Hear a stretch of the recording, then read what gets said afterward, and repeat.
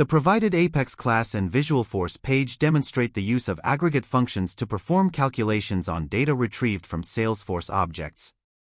Apex class aggregate functions. The class aggregate functions declares public properties for storing account records, AC, count, sum, minimum, and maximum values.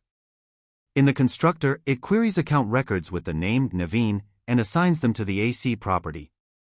It also performs aggregate queries to calculate the count, sum, minimum, and maximum of the annual revenue field from the account records. Visualforce page.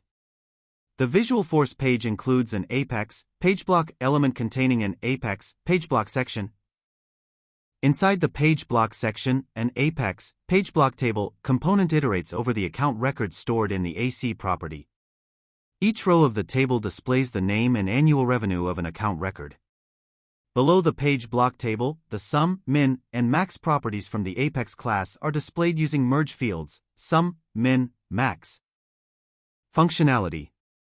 When the Visualforce page is loaded, the Apex class queries account records with the name, naveen, and calculates aggregate values for count, sum, minimum, and maximum of the annual revenue field.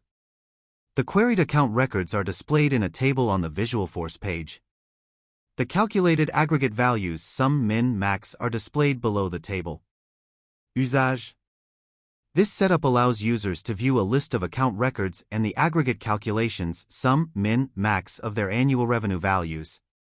It provides a convenient way to analyze and summarize data from Salesforce objects using aggregate functions. Overall, this implementation demonstrates how to use aggregate functions in Apex and display the results in a Visualforce page for data analysis purposes.